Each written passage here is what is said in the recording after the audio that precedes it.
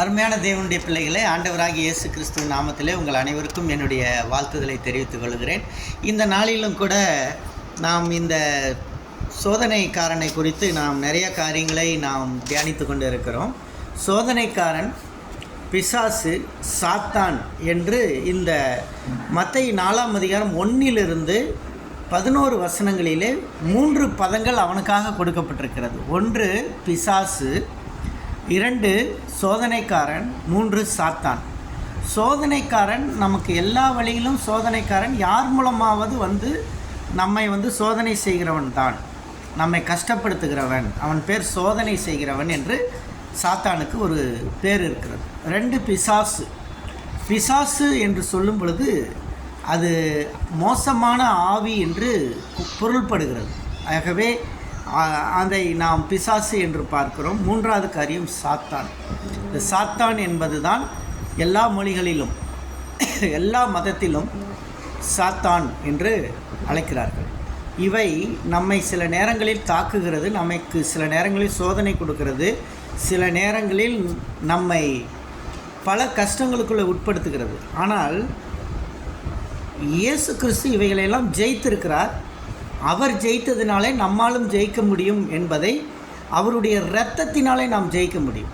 இயேசுவின் இரத்தம் ஜெயம். இந்த நாளில் நீங்கள் சொல்லக்கூடியது இயேசுவின் இரத்தம் ஜெயம்.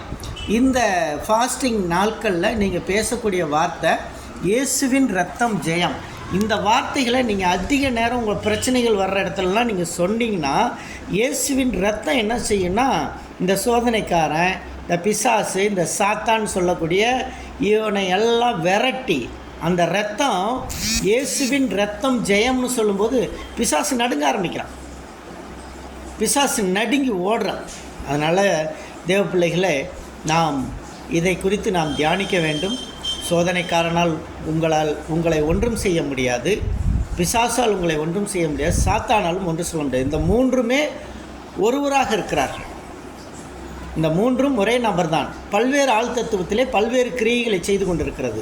ஆனால் நீங்கள் உபவாசத்தில் இருக்கும் பொழுது உங்களுக்குள் ஒரு ஆன்மீக வல்லமை, ஒரு டுனாமிஸ் வல்லமை உங்களுக்குள்ளே வருகிறது. இன்றைக்கு நான் பார்க்கிறேன், ஒரு சிலர் ஜெபத்தில் ஆணித்தரமாக இருக்கிறீர்கள். உங்களுடைய முகங்களில் பல மாற்றங்கள் வந்து கொண்டிருக்கிறது. தேவ ஆவியானவர் உங்களை பரிசுத்தமாக்கி கொண்டே வருகிறார். உங்களுடைய முகங்களை பார்க்கும் பொழுது தேவனுடைய வெளிச்சத்தை காண்கிறேன். உங்களுடைய வார்த்தைகளில் பார்க்கிறேன், தேவனுடைய வெளிச்சத்தை காண்கிறேன். இதுதான் உபவாசம் இருக்கிற தேவன் பிள்ளைகளுக்கு இயேசுவின் இரத்தம் ஜெயம் என்ற வார்த்தையை அடிக்கடி பயன்படுத்துங்கள். உங்களுக்கு சோதனைகள் வரும் பொழுது, பிசாசானவன் உங்களை தாக்கும் பொழுது, சாத்தானாகிய சத்ரு உங்களை நேரிடும் பொழுது இயேசுவின் இரத்தம் ஜெயம். அந்த ஜெயமுள்ள இரத்தம் உங்களுடைய வாழ்க்கை முழுவதும் வரும். தேவ பிள்ளைகளே, இயேசுவின் இரத்தம் ஜெயம். அந்த ஜெய இரத்தத்தை நீங்கள் பிடிச்சிக்கங்க. தேவன் உங்களை ஆசீர்வதிப்பார். May god bless you.